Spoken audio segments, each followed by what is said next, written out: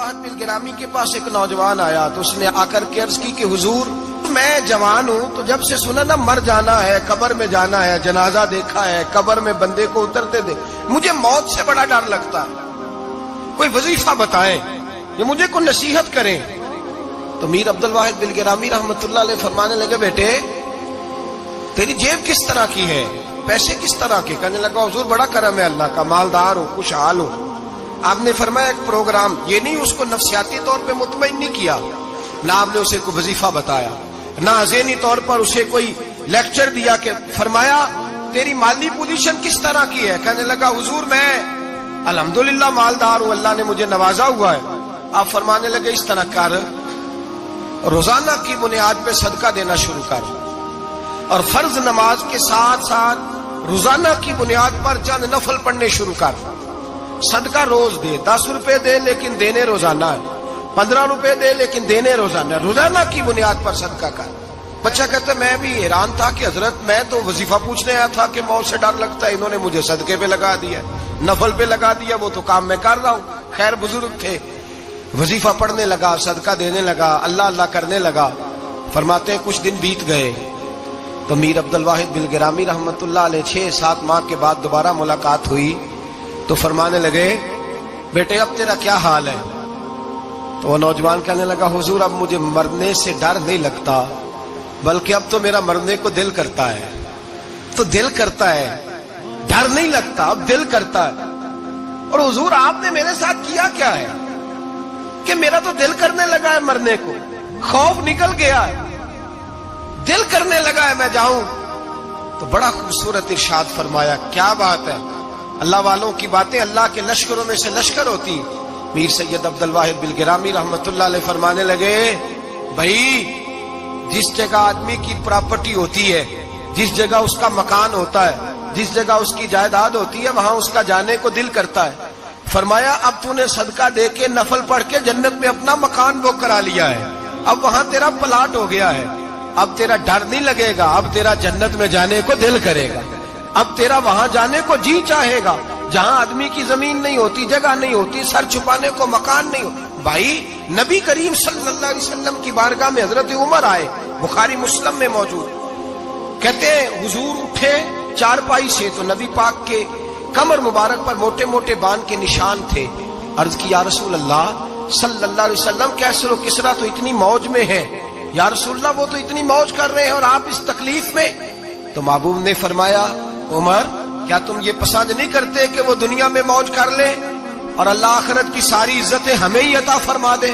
फरमाया मैं तुम्हारी दुनिया से कुछ लेने नहीं आया, मैं तो बतौर मुसाफिर यहाँ वक्त गुजार के पैगाम इलाही देने आया।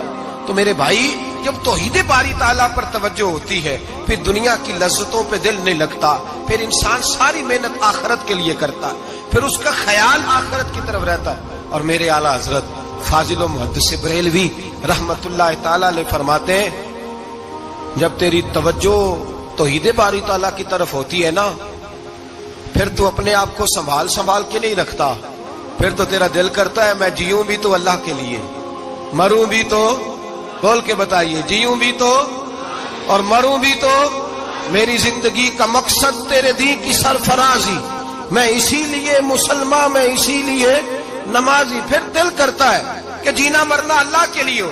फिर सहाबा हुजूर की बारगाह में आके सिफारिशें करते हैं। हजरत अबू साद खुजैमा, बड़ी अजीब हदीस और बड़ा निराला रंग इस रवायत का। हजरत अबू साद खुजैमा रदी अल्लाह तआला अन्हु, इनके बेटे, उनका नाम साद था, बेटे बदर में शहीद हो गए। हुजूर ने ओहद के लिए ऐलान किया तो हजरत खुजैमा आए नबी पाक की बारगाह में और आके खड़े हुए तो अर्ज करने लगे महबूबा मैं दुआ कराने आया हूँ। सहाबा कहते हैं लबू लहजे में इतना हुस्न था, गुफ्तगू में इतनी मिठास थी, उसकी बोली के अंदर इतना प्यार था कि हमारे दिल मायल हो गए कि ये क्या कहने आए। हजरत खुजैमा अर्ज करने लगे या रसूल अल्लाह सल्लल्लाहु अलैहि वसल्लम, मेरा साहिबजादा मेरे बेटे मोहम्मद साद वो बदर में शहीद हो गए थे, या रसूल अल्लाह मैं शहादत से रह गया था। हुजूर हम दोनों बाप बेटे का इरादा था जिहाद में आने का, हम दोनों का प्रोग्राम था, वो कहता था मैं जाऊंगा, मैं कहता था मैं जाऊंगा। फिर हमने कुरानदाजी की तो कुर्रा मेरे बेटे के नाम निकला, बेटा मेरा आया बदर में, پھر اللہ تبارک و تعالیٰ نے اسے شہادت عطا فرمائی، وہ شہید ہو گیا۔ یا رسول اللہ صلی اللہ علیہ وسلم، آپ نے کل اعلان فرمایا ہے کہ احد کے لیے جانا ہے، اور رات ہی کو میرا بیٹا مجھے خواب میں ملا ہے، اور میں نے دیکھا ہے وہ تو جنت کی نہروں کے قریب سیریں کر رہا ہے، اور مجھے کہہ رہے ابا جی جلدی آ جائیں، یہاں مل کے رہیں گے، مل کے وقت گزاریں گے۔ یا رسول اللہ صلی اللہ علیہ وسلم، میں بے چین ہو گیا ہوں اس کے پاس جانے کے لیے، دعا فرمائے اللہ مجھے بھی شہادت عطا فرما دے، اللہ مجھے بھی شہادت دے دے۔ صحابہ کہتے ہیں اس کی عجیب، اس کا دعا کرانے کا، ہم نے تو دیکھا تھا لوگ دعا کرانے آتے ہیں کوئی مصیبت کے لیے، کوئی پریشانی کے لیے، کوئی آزمائش کے لیے، کوئی بیماری کے لیے۔ یہ مصطفیٰ کریم کے صحابہ کا بارگاہ خداوندی پر اعتماد، توحید باری تعالیٰ پر نظر، کہ وہ کہتے ہیں ہم تو اللہ کے لیے جان دینے کی دعا کرانے آئے، دعا کریں اللہ ہمیں اپنے رستے میں شہادت کی موت دے۔ صحابہ کہتے ہیں نبی پاک نے دعا فرمائی، پھر ہم نے حضور کی دعا کو قبول ہوتے بھی دیکھا، ہم نے اپنی آنکھوں سے مصطفیٰ کی دعا کو قبول ہوتے دیکھا، ہم نے جناب خزیمہ کو احد کے میدان میں شہید ہوتے دیکھا، اور میرے رسول پاک صلی اللہ علیہ وسلم کے صحابہ ان کی طرف دیکھتے تو رشک کرتے، فخر کرتے، کہتے دیکھو یہ وہ غلام ہے جو حضور سے دعا لے کر کے دنیا سے گیا۔ آج جو لوگوں کا مرنے کو دل نہیں کرتا، آج بڑی بڑی بلڈنگیں بناتے ہیں، بڑی بڑی عمارتیں کھڑی کرتے ہیں، بڑی بڑی جائیدادیں بناتے ہیں، ہر بینک میں اکاؤنٹ کھلواتے ہیں، سرمایہ، پیسہ، دنیا داری بناتے ہیں، تعلقات بناتے ہیں، سیاسی سماجی رشتے، دنیا داری کے جھوٹ کے ناطے۔ توحید باری تعالیٰ پر جب اعتماد ہوتا ہے تو انسان جس رشتے کو مضبوط کرنا چاہتا ہے وہ یا خدا کا رشتہ ہوتا ہے یا محمد مصطفیٰ کا رشتہ ہوتا ہے، باقی تو پھر اس کی توجہ ہٹ جاتی ہے توجہ، پھر وہ یہ دیکھتا ہے کہ خدا رسول کے ساتھ رشتہ کس طرح مضبوط ہو سکتا ہے۔ میرے بھائی، توحید باری تعالیٰ اللہ کے راستے میں مرنے کا جذبہ دیتی ہے، راہ الہی میں نکلنے کا شوق پیدا کرتی ہے۔ اللہ تبارک و تعالیٰ کی توحید جب تو کامل طور پر مانتا ہے پھر تیرا آگے بڑھنے کو دل کرتا ہے۔ حضرت سیدنا انس بن مالک رضی اللہ تعالیٰ عنہ فرماتے ہیں، الترغیب والترہیب میں حدیث مبارکہ موجود ہے، فرماتے ہیں احد کے میدان میں یا اس کے علاوہ کوئی ایسا موقع تھا کہ ایک صحابی حضور کی بارگاہ میں آئے، عرض کرنے لگے یا رسول اللہ صلی اللہ علیہ وسلم، ایک تو میں غریب ہوں، دوسرا میری شکل صورت خوبصورت نہیں، تیسرا میرے وجود سے بدبو نکلتی ہے، کوئی میرے قریب نہیں بیٹھتا، اگر میں اللہ کے راستے میں جہاد کروں، اپنی راہ خدا میں جان دے دوں، تو بتائیے میرا رب مجھے کیا عطا کرے گا؟ تو نبی پاک نے فرمایا اگر تو شہید ہو گیا تو سارے دروازے کھل جائیں گے جنت کے، سیدھا جنت میں جائے گا۔ یقین کامل دیکھیے، احد کے میدان میں تلوار پکڑی، جہاد کیا، شہید ہو گئے، صحابہ کہتے ہیں نبی پاک اس کے سرانے آ کے کھڑے ہوئے، اور کیا خوبصورت جملے ارشاد فرمائے اللہ تبارک و تعالیٰ نے اس کی بدصورتی کو خوبصورتی میں بدل دیا ہے، اللہ نے اس کے وجود سے آنے والی بدبو کو خوشبو سے بدل دیا، اور نبی پاک علیہ السلام فرمانے لگے جنت کی حور دروازہ کھول کے اسے کہہ رہی ہے آ جا جلدی جلدی، اللہ نے تیرا نکاح میرے ساتھ فرما دیا ہے، جلدی آ جا، میں تیرے استقبال کو کھڑی۔ میرے عزیز، کچھ لوگ ایسے ہیں جن سے عذاب قبر ہوگا ہی نہیں۔ میرے رسول کریم صلی اللہ تعالی علیہ وسلم نے ارشاد فرمایا کہ جو اللہ کے راستے میں شہید ہو گیا، یہ سنن نسائی میں موجود ہے، اسے عذاب قبر نہیں ہوگا، بلکہ ایک حدیث میں تو فرمایا حساب کتاب ہی نہیں ہوگا، اللہ بغیر سوال جواب کے جنت عطا فرما دے۔ کچھ لوگوں کو لوگوں کی بخشش پہ بھی مسئلہ ہی بنتا ہے کہ کوئی بخشا نہ جائے۔ اور ایک صاحب کہہ رہے تھے جی یہ کیا معاملہ ہے کہ جمعے کو بندہ مر گیا یا فلانا ہو گیا تو اس سے حساب کتاب نہیں ہوگا، اتنے بڑے جرم لوگوں نے اتنے پاپ، اور جمعے کو مر گیا تو بخشا جائے گا۔ تو میں نے کہا جرموں کا بھی اسے حساب اللہ لے لے گا، لیکن میاں حساب کتاب کی ڈیوٹی نہ اللہ کی ہے، تو بہتر یہ ہے کہ اسی کے ہاتھ میں رہے، تو نہ اپنے ہاتھ میں لینے کی کوشش کر۔ سنن ترمذی کی حدیث، ہمیں پتہ نہیں کیا مصیبت ہے، ہمیں پتہ نہیں کیا مسئلہ ہے۔ ایک جنازے سے میں نکلا، آپ یقین کریں کبھی کبھی کلیجہ پھٹ جاتا ہے، میں ایک جنازے سے نکلا تو میرے ساتھ ایک بندہ جنازہ پڑھ کے نکلا، تو کہنے لگا جی پیر صاحب دیکھیں آج کتنی دنیا آئی ہے، حالانکہ یہ بندہ اس طرح کا تھا، اس طرح کا تھا، اس طرح کا تھا۔ میں نے اسے کہا یار تجھے تو فکر ہی لگ گئی ہے کہیں جنت میں چلا ہی نہ جائے. تو اس طرح کرنا, جنت کے دروازے کے سامنے کھڑے ہو جانا ڈنڈا لے کے کہ میں نے نہیں جانے دینا. شرم آنی چاہیے ہمیں. اللہ فرماتے ہیں جنت اتنی چوڑی ہے جتنے زمین و آسمان, اس کی چوڑائی زمین اور آسمان کے برابر ہے. تو ہم تو اپنے علاوہ کسی کو جانے نہیں دینا چاہتے جنت میں. اور بس کریں, جنت خدا کا فضل ہے, اور اللہ فرماتے ہیں میرا فضل میں جسے چاہتا ہوں عطا کرتا ہوں. یہ سنن ترمذی کی حدیث, اور اس کے راوی حضرت عبداللہ ابن عمر رضی اللہ تعالیٰ عنہ. نبی پاک علیہ السلام نے فرمایا جو مسلمان جمعے کے دن یا جمعے کی رات کو فوت ہو اس کو اللہ تعالیٰ قبر کی آزمائش سے محفوظ رکھتا ہے. جو جمعے کی رات فوت ہو جائے یا جمعے والے, یعنی جمعے رات اور جمعے کی درمیانی رات چلا جائے یا جمعے والے, تو اللہ اسے عذاب قبر سے. تو میرے عزیز, جو بندہ شہید ہو اس سے عذاب قبر نہیں ہوتا. جو آدمی جمعے کے دن یا جمعے کی رات چلا جائے اسے بھی عذاب قبر نہیں ہوتا. اور میرے رسول کریم صلی اللہ تعالی علیہ وسلم نے فرمایا جو بندہ ایک دن اور ایک رات, یہ حدیث صحیح مسلم میں, سنن ترمذی میں, مصنف عبد الرزاق میں موجود ہے, ایک دن اور ایک رات اللہ کی رضا کے لیے اسلامی سرحد پہ پہرا دے. میں اور آپ سوئے ہوئے ہیں, لیکن وہ لوگ جو فوجی بارڈروں پہ کھڑے ہیں, دیکھو مدینے والے محبوب کس کس پہ کرم فرماتے ہیں. ساری عمر نہیں, 24-25 سال کی سروس نہیں, فرمایا ایک دن اور ایک رات اللہ کی رضا کے لیے جو اسلامی سرحد پر پہرا دے, مسلمانوں کو کافروں سے بچائے, رب اسے عذاب قبر نہیں دے گا, اسے اللہ تعالیٰ اپنے فضل سے معاف فرما دے گا. ایک رات اور ایک. آپ کیا سمجھتے ہیں کہ ان فوجیوں کی کوئی چھوٹی شان ہے, ان کا کوئی چھوٹا مرتبہ ہے؟ ایک دن اور ایک رات اگر یہ پہرا دیں تو اللہ انہیں اتنا انعام عطا کرتا ہے. اسی طرح سن لو, یہ ذرا غور سے سننا, ابن ماجہ کی حدیث, اور اس کے علاوہ مسند ابو یعلا میں موجود حدیث کے راوی حضرت ابو ہریرہ رضی اللہ تعالی عنہ, حضور صلی اللہ تعالی علیہ وسلم نے فرمایا جو شخص بیماری سے فوت ہوا, قربان جاؤں میرے محبوب نے بیماری کا نام ہی نہیں لیا, فرمایا کوئی بھی بیماری ہو, فرمایا جو آدمی بیماری سے فوت ہوا اللہ اسے شہادت کی موت عطا فرمائے گا, اور وہ عذاب قبر سے اور قبر کے امتحان سے بھی محفوظ رہے گا. اور حضور فرماتے ہیں اس کو صبح اور شام جنت کے باغوں میں سے رزق دیا جائے گا. جو کسی بھی بیماری سے مرا, یہ لوگ بیماری سے مر رہے ہیں تو لوگوں نے اچھوت سمجھ رہے ہیں, اچھوت, یہ اچھوت نہیں ہے, اس لیے کہ لوارث نہیں, یہ خدا رسول کے ماننے والے ہیں. تم انہیں اچھوت کہہ رہے ہو اور مدینے والے رسول انہیں شہید فرما رہے ہیں. حضور نے فرمایا جو بیماری سے مرے شہید ہے, وہ قبر کے عذاب سے محفوظ رہے گا اور جنت کے باغوں میں سے اللہ رزق دے گا.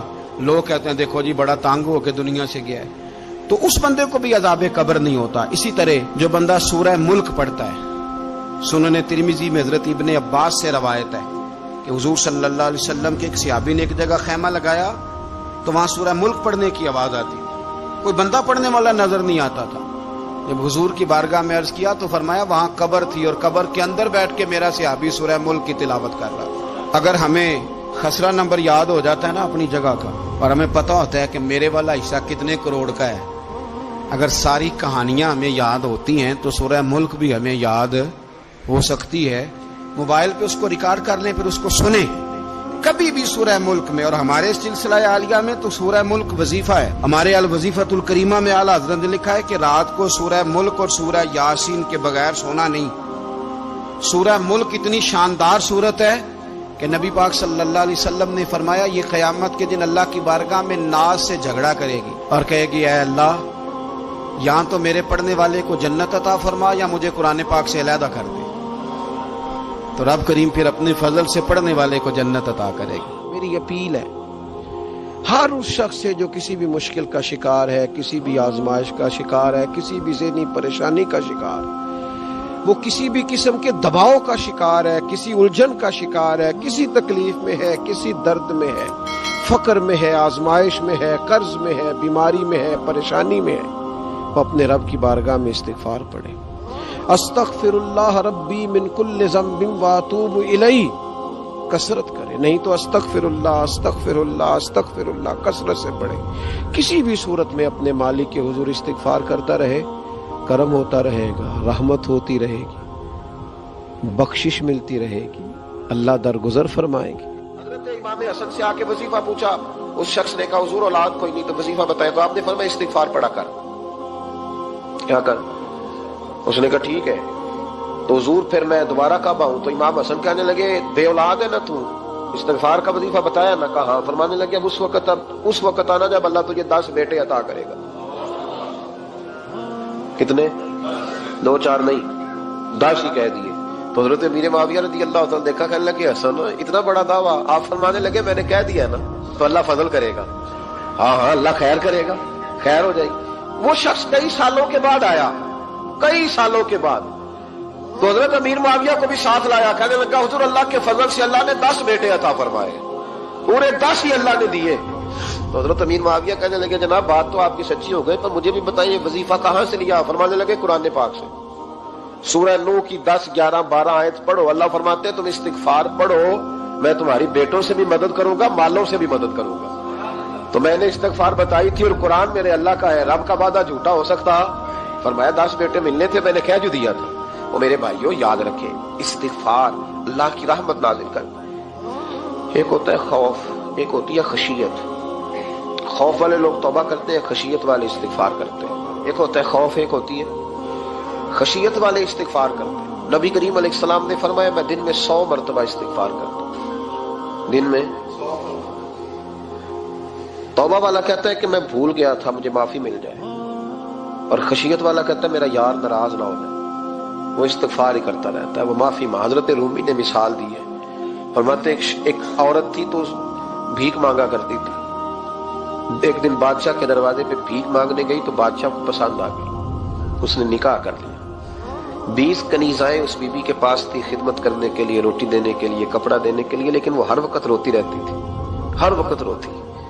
ایک سمجھدار کنیز کہنے لگی کہ ملکہ اب تیرا درجہ بہت بڑا ہے، تو ہر وقت روتی رہتی ہے، معافی ہی مانگتی رہتی ہے ہر وقت، کون سی ایسی نعمت ہے جو تیرے پاس نہیں؟ تو وہ کہنے لگی اس لیے تو روتی ہوں۔ کیا مانا؟ کہنے لگی اس لیے روتی ہوں کہ میں اس قابل نہیں تھی جو مجھے مل گیا، کہیں میرے سر کا سائیں ناراض نہ ہو جائے، وہ کہیں بگڑ نہ جائے، مجھے پتا ہے کہ میں کیا تھی اور مجھے کہاں تک پہنچا دیا، میں روتی اس لیے ہوں کہ کبھی کہیں وہ ناراض۔ حضرت عمر اس لیے روتے تھے کہ کہیں مصطفیٰ ناراض نہ ہو جائے، حضرت ابو بکر اس لیے تڑپتے تھے کہ کہیں اللہ کا فضل روٹ نہ جائے۔ یہ جو مولا علی اپنے کمرے میں بیٹھ کے زور زور سے استغفار پڑھتے تو اس لیے نہیں کہ بڑے پاپ تھے جن کی معاذ اللہ معافی مانگتے تھے، اس لیے کہ رب رسول کہیں ناراض نہ ہو۔ خشیت تھی کہ جہاں ہم پہنچے ہوئے کہیں وہاں سے واپس۔ استغفار بندے کی اللہ سے صلح کرا دیتا ہے، بندے کی رب سے صلح ہو جاتی ہے جب استغفار۔ دیکھیں نا بڑی سادی سی بات ہے کہ 2 بھائی ناراض ہو تو بڑا کہتا ہے اس نے میری بے ادبی بڑی کی، تو چھوٹا اگر پاس آ جائے اور پیر پکڑ لے کہ چل یار معاف کر دے، تیرا بھائی نہیں۔ پتہ کیا ہوتا ہے؟ صرف معافی نہیں ملتی، ہاں صرف معافی نہیں، چھوٹے نے بے ادبی کر دی، بڑے کو تکلیف ہوئی، بات جب آگے بڑھی نا تو بڑے نے شکوہ کیا، جب لوگوں نے چھوٹے کو سمجھایا تو چھوٹا جب معافی مانگتا ہے، ادھر دیکھو میری طرف، جب چھوٹا معافی مانگتا ہے نا اٹھ کے جاتا ہے اور بڑے کے پیر پکڑتا ہے تو میرا معاف نہیں کرتا، بڑا رو بھی پڑتا ہے، بڑا رو بھی پڑتا ہے، اور وہ کہتا ہے کہ وہ میں اور تو اماں کے پاس اکٹھے بیٹھتے، ایک باپ کی موٹر سائیکل پہ اکٹھے بیٹھتے، تو تیرا اور میرا رشتہ یار تو نے یہ کیوں؟ وہ جو آنسو نکلتے ہیں نا وہ درد ہوتا ہے، وہ کیف ہوتا ہے، وہ سوز ہوتا ہے، وہ لذت ہوتی ہے، وہ پیار ہوتا ہے۔ رب کہتا ہے تو معافی مانگ، انہو کان غفارا، تو معافی مانگ، میں تجھے معاف بھی کروں گا، تیرے اوپر رحمت بھی فرماؤں گا، تیرے اوپر کرم نوازی بھی کروں گا، تجھے نواز دوں گا، تجھے عطا کروں گا۔ حضرت موسیٰ کلیم اللہ علیہ السلام کا زمانہ مبارکہ تھا، قحط پڑ گیا، بارش نہیں ہوتی۔ ہم لوگ نا اب تو خیر ہمارے پاکستان میں تو ٹیبل ٹاک ہوتی ہے، ٹاک شو ہوتے ہیں، ہمارے ہاں تو پتہ کیا جاتا ہے کہ بارش ہو کیوں نہیں رہی، اور اس پہ یہ ہوتا ہے کہ دھواں بڑا چڑھ گیا ہے، حالات بڑے خراب ہیں، فلاں ایسے ہو گیا قحط کا۔ ہم تو اسباب تلاش کرتے رہتے ہیں نا جی، پھوک بہت زیادہ ہے، فلاں چیز ایسے ہے، فلاں چیز ایسے، ہم تو یہ تلاش کرتے رہتے ہیں۔ وہ لوگ یوں نہیں کرتے تھے، وہ سیدھے جا کے مسلوں پہ بیٹھتے تھے، اس لیے کہ وہ کہتے تھے جب رب چاہتا ہے تو پھر کوئی چیز کسی چیز کو روک سکتی، وہ سیدھے مسلے پہ بیٹھتے۔ اعلیٰ حضرت فاضل بریلوی رحمۃ اللہ علیہ کے پاس ایک مولانا محمد حسین آئے، وہ فلکیات کے بڑے ماہر تھے، تو اعلیٰ حضرت نے فرمایا ذرا ستاروں کا حساب لگا کے دکھاؤ بارش کب ہوگی؟ کہنے لگا پورا مہینہ تو نہیں ہوگی۔ تو اعلیٰ حضرت رحمۃ اللہ علیہ فرمانے لگے کہو کہ میرا علم کہتا ہے مہینہ نہیں ہوگی، اللہ چاہے تو ابھی ہو سکتی ہے۔ کہنے لگا جی وہ تو ٹھیک ہے پر میرا علم، وہ جیسے روز لوگوں نے پیر نیٹ ٹو شہنشاہ صاحب نہیں کھولے ہوتے کہ بارش کب آئے گی، اور اس کی طرف نہ دیکھ، مسلح پہ بیٹھ، مہربانی کر مسلح پہ بیٹھ، اللہ کی بات ہے گنبد تیرا جہان کا سایہ نہیں ہے گنبد۔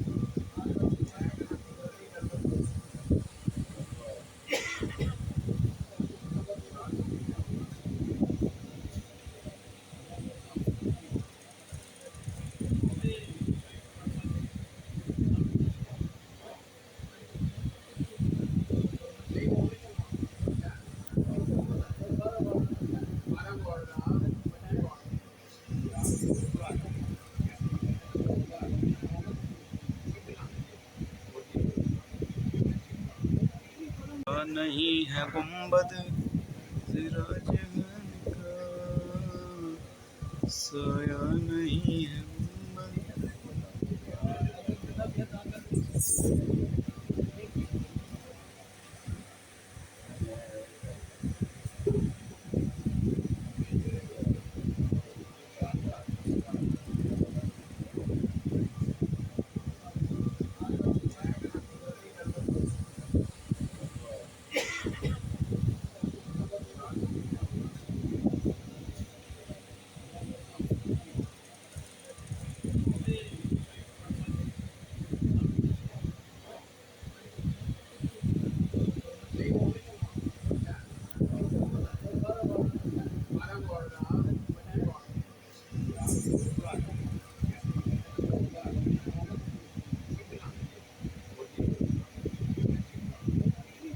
نہیں ہے گنبد تیرا جہان کا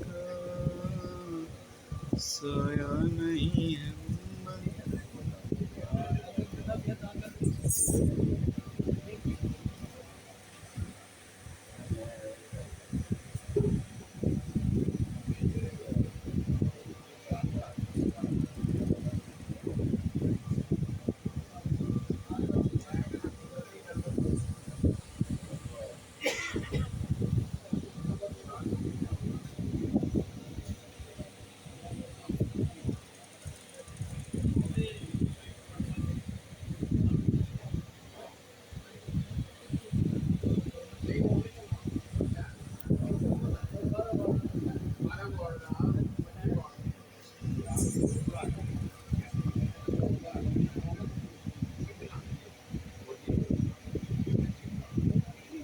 نہیں ہے گنبد تیرا جہان کا سایہ نہیں ہے گنبد۔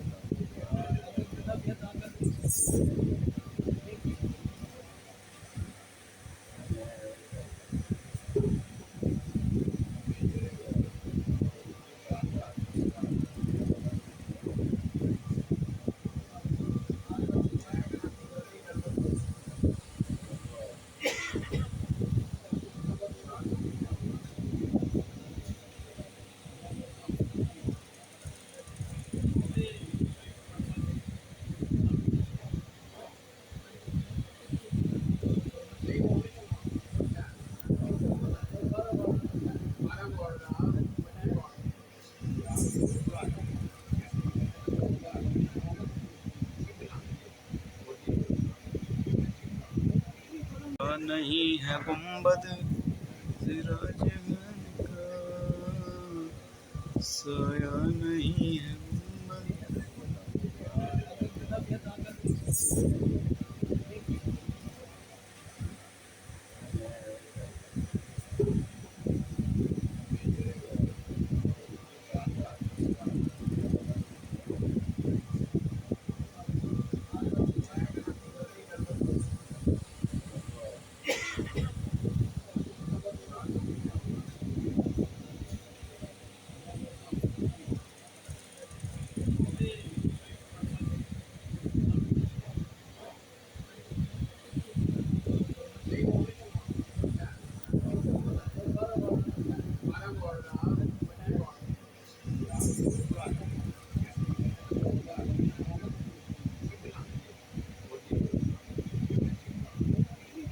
نہیں ہے گنبد ذرا جہان کا،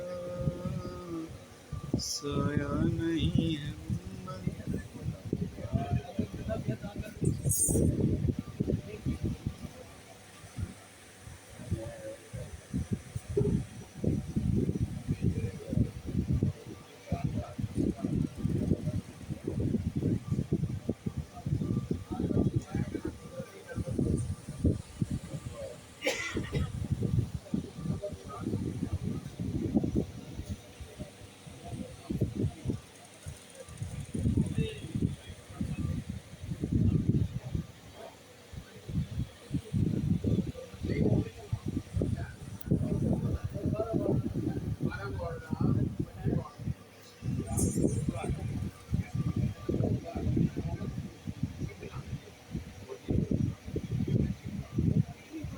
نہیں ہے گنبد ذرا جہان کا، سایہ نہیں ہے گنبد.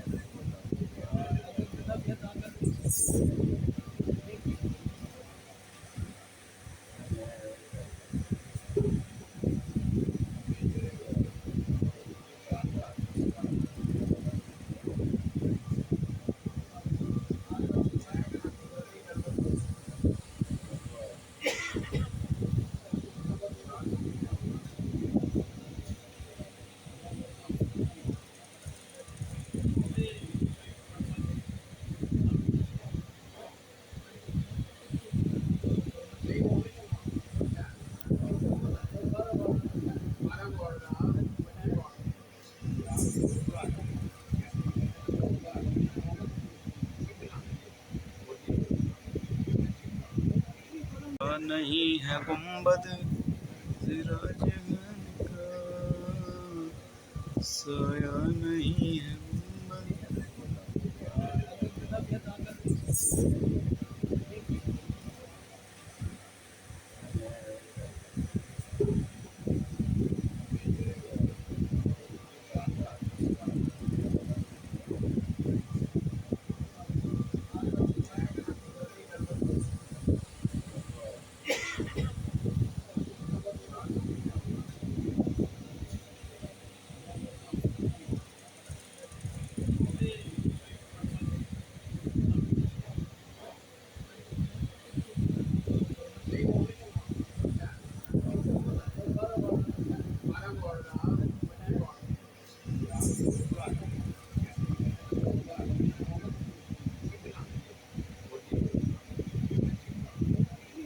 نہیں ہے گنبد ذرا جہان کا، سایہ نہیں ہے گنبد.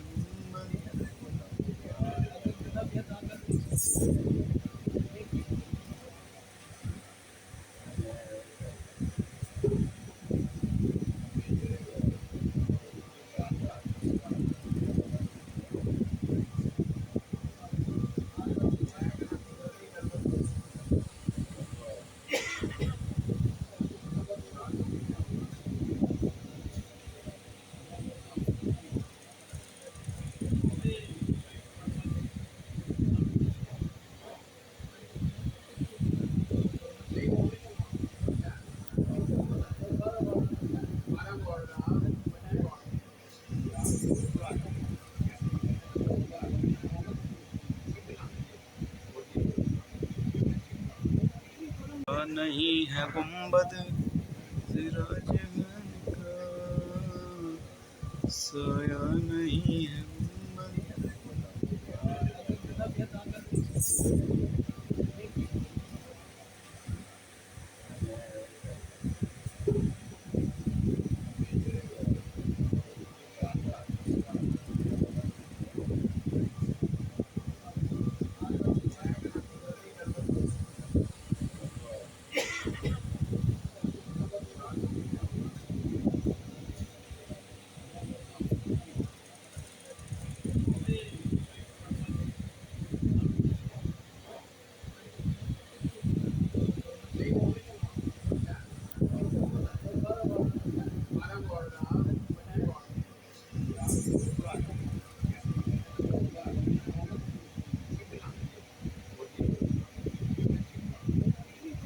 نہیں ہے گنبد ذرا جہان کا، سایہ نہیں ہے گنبد.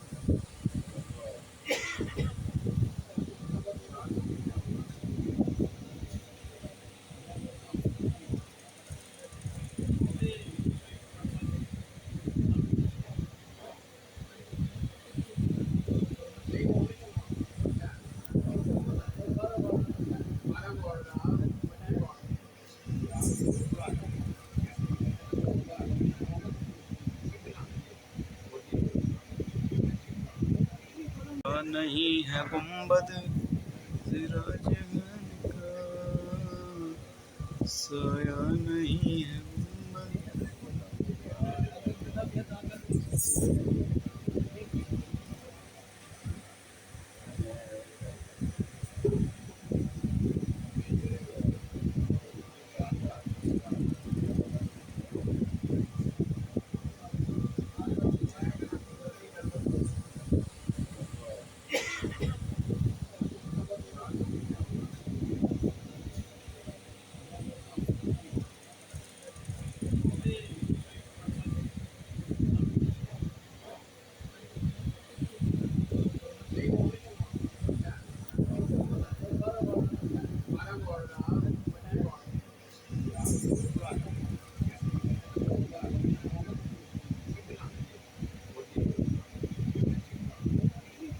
نہیں ہے گنبد ذرا جہان کا، سایہ نہیں ہے گنبد.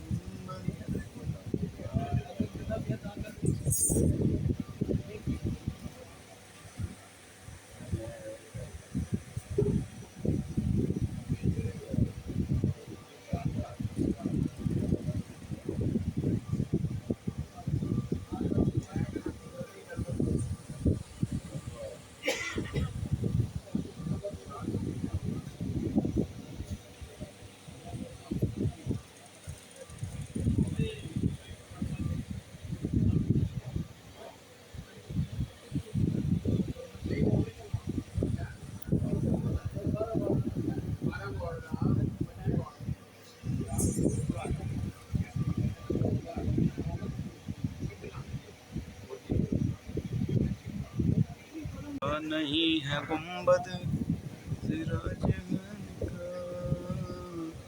سایہ نہیں ہے گنبد.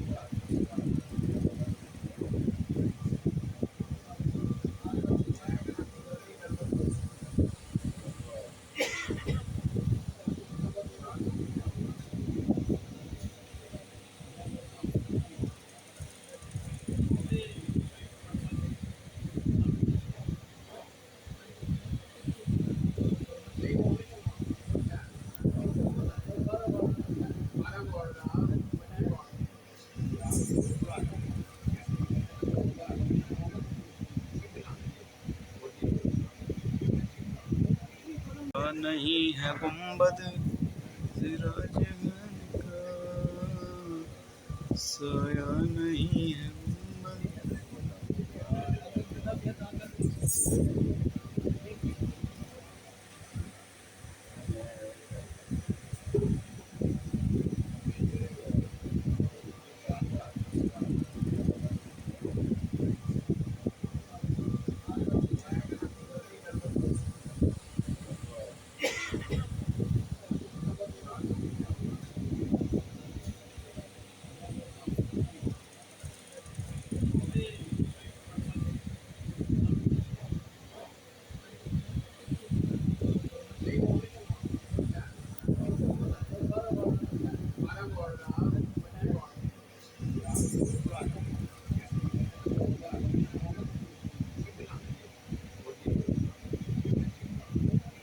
نہیں ہے گنبد سراج گھن کا، سایہ نہیں ہے گنبد. نہیں ہے گنبد سراج گھن کا، سایہ نہیں ہے گنبد.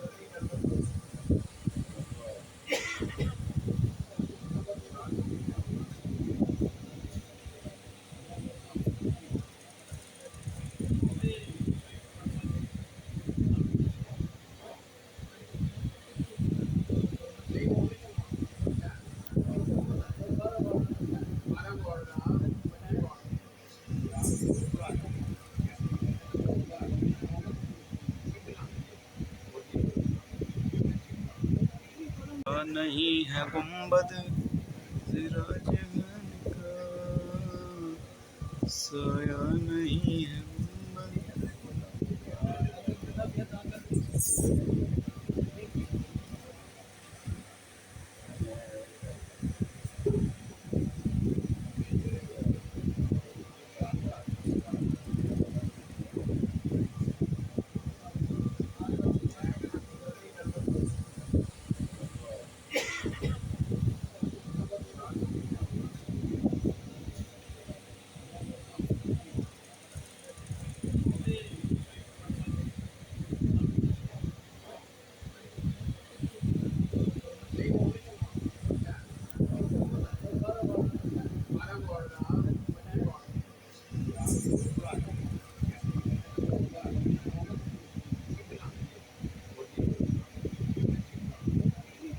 نہیں ہے گنبد سراج گھن کا، سایہ نہیں ہے گنبد.